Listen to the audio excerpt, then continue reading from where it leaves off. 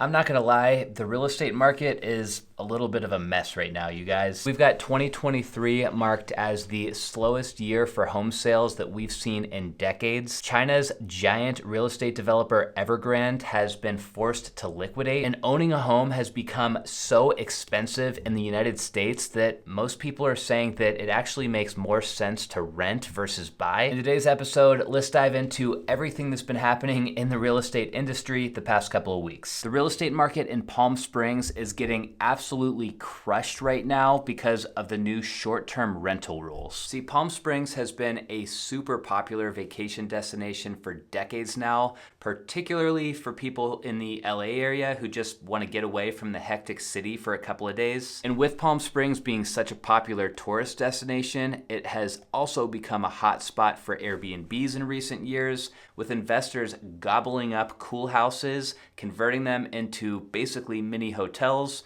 and then renting them out a couple nights at a time. The tolerance in this city started to shift in 2022 when the Palm Springs City Council adopted this new ordinance that capped the number of short-term rental certificates in any neighborhood around Palm Springs to just 20% of its total homes. With this change, The Real Deal reported that of the 66 organized neighborhoods around Palm Springs, there are 10 neighborhoods that are already over this 20% limit, which means that anybody who owns a house in these neighborhoods can't get their rental license approved, meaning they can't turn it into a short-term rental. They just need to wait in line. And they're so backed up that it could take years before these investors get approval to rent their houses out short-term. This creates a big problem for investors because imagine you buy a house in Palm Springs for $1 million and then you expected to be able to rent that house out on Airbnb and bring in like $200,000 per year in rental income.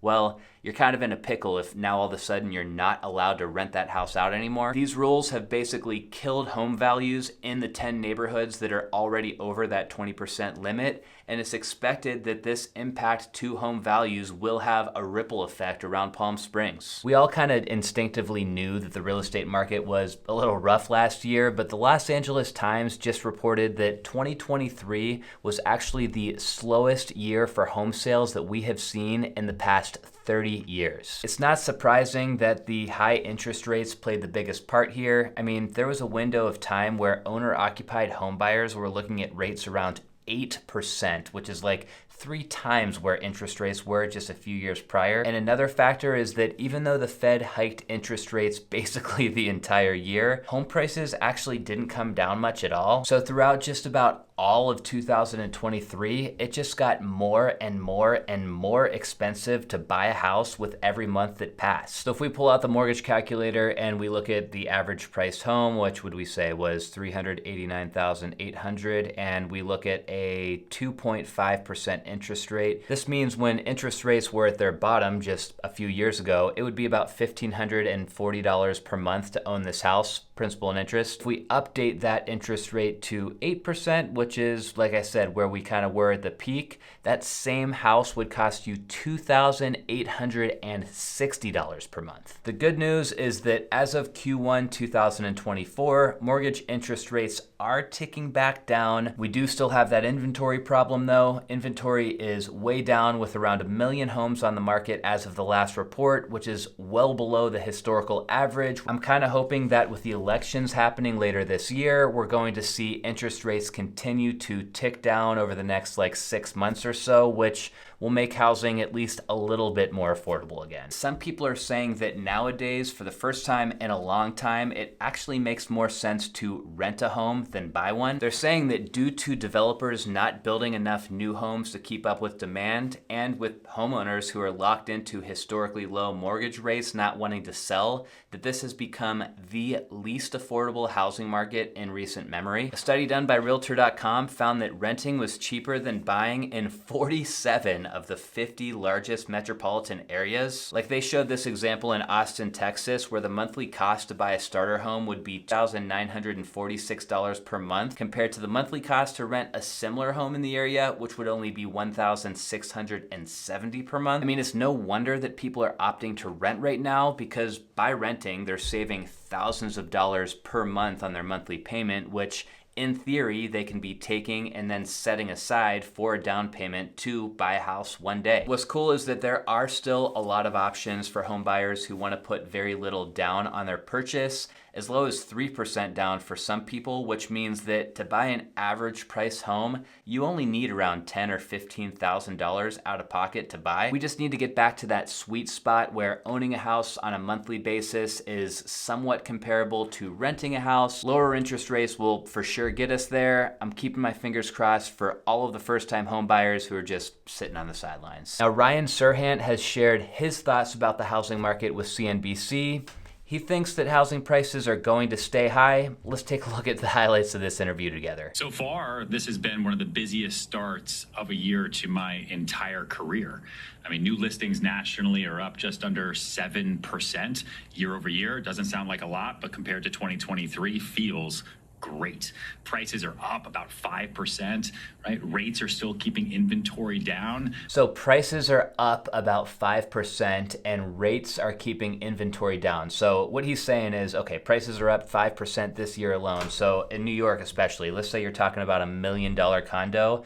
That $1 million condo is now worth $1,050,000, but rates have gone down like 0.5% or maybe 1% this year. So yeah, maybe that's good news for sellers, not so good for buyers. I wonder, can Ryan Serhant's experience in 2024 be sort of explanatory for the rest of the country? Great question, because this is one of the top brokers in the country that he's talking to, and this is a guy who's dealing in that like 10, 20, 30, $50 million price range. Can we really rely on what he's seeing in his pocket of Manhattan as a representation of how the US housing market is doing as a whole? I don't know. I guess because of this challenging market that we're in, real estate agents have had a bit of a more challenging time finding people who want to sell their home, and they've resorted to a bit of a new strategy: AI and automation. What's interesting is there are about 2 million total real estate agents across the US, and on average, we see between 4 and 5 million homes sold every year. With those numbers, at a glance, it seems not all that bad. It's like, okay, that means that every realtor in the US is selling about 2 to 3 homes per year, right? It's not exactly how it pencils out though. It's a tough line of work where the established agents are realistically selling most of the houses. NAR also says that in any given year,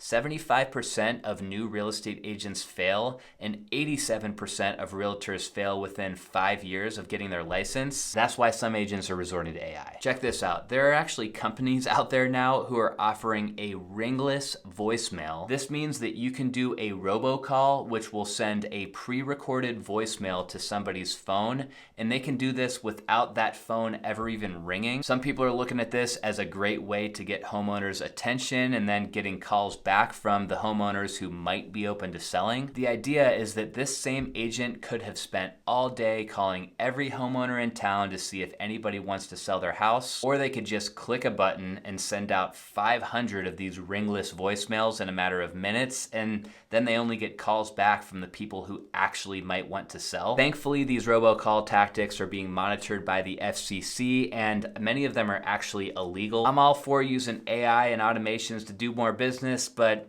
I don't know, for realtors, I don't think this is the way. So Evergrand, the most indebted property developer in the world, has been forced to liquidate. Some of you guys might remember the history here. Back in 2021, Evergrand defaulted on its massive debt of over $300 billion, and by June of 2023, they filed for bankruptcy. This is crazy news, and to be clear, talking about a Chinese real estate developer being forced to liquidate their assets is way above my pay grade, but the gist of what's happening here is that Evergrand holds about $240 billion worth of real estate assets. They've got about $330 billion worth of real estate debt. And at this point, the company is insolvent, meaning they basically can't afford to pay for that debt. Evergrand has supposedly been trying to come up with like a restructuring solve for this for years now, but they haven't been able to come up with a solution. So the only option left left at this point is they're going to be forced to start selling off some of their assets. There's a lot of layers to Evergrand, and not every leg of their business is going to be impacted by this news, but who for sure will be impacted are shareholders and investors. It's a big deal, especially for China, who's already facing a pretty massive real estate crisis. That's a wrap for this week's industry news update. If you guys enjoyed the episode, make sure you hit the like button down below before you go. I'll see you next time.